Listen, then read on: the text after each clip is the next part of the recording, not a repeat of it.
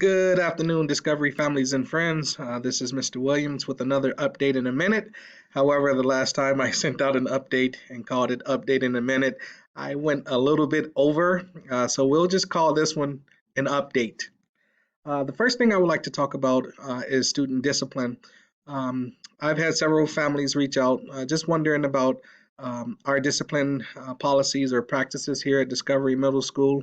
And so that I thought I'd share a little bit on what the administrators use when deciding the discipline for a student.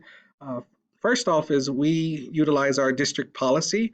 And our district policy is located online, so feel free to access that at your convenience.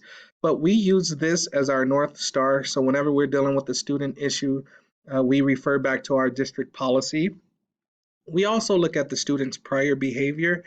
So let's say that if a student was disrespectful to a teacher, that student may receive, say, an in-school suspension or a detention. However, if it continues to happen, then that student would be looking at maybe an out-of-school suspension, or whatever the case may be. And we also look at the severity of the issue. So let's say that a student slips up and uses a bad word with their peers or with the teacher. So that student may receive a detention or in-school suspension. However, if the student is using vulgar language, um, then that student may be looking at an out-of-school suspension. However, when it comes to discipline, our ultimate goal is to teach the desired behavior. As the principal of Discovery Middle School, the last thing I want to do is to send a kid out of school. However, there does come a time when a student loses the right to be in school or in class if they are distracting others from learning or if they're preventing the teacher from instructing students. So, however, the biggest of the three is our district policy that guides us in terms of how we discipline here at Discovery. The second thing I would like to talk briefly about is school safety. This past week, there was an incident at one of our high schools, and several parents have reached out just wondering, what are we doing here at Discovery to make sure that we're keeping our students safe? I would say that whenever we receive a threat, be it credible or non-credible, we use our district policy and we do a threat assessment.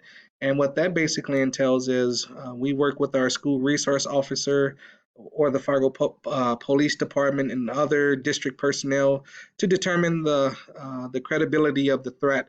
And so we look into any and every thing that's brought to our attention.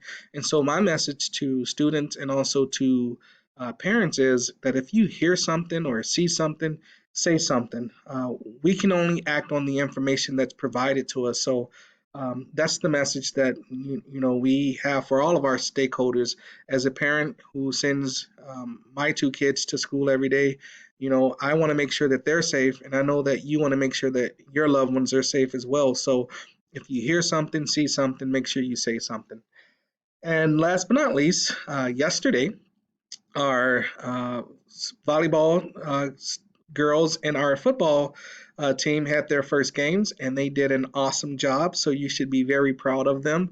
Um, we emphasize student first and then athlete second, and our students are doing a wonderful job. And I think that's kudos to the work and effort that you're putting in at home. So, speaking of co-curricular activities, just a side note, the Green Bay Packers cheated in their game against the Chicago Bears. They should have won that game, but we'll let that one slide. So this has been an update in about a couple of minutes. So I hope you have a fantastic weekend, and we will see you all next week. Thank you.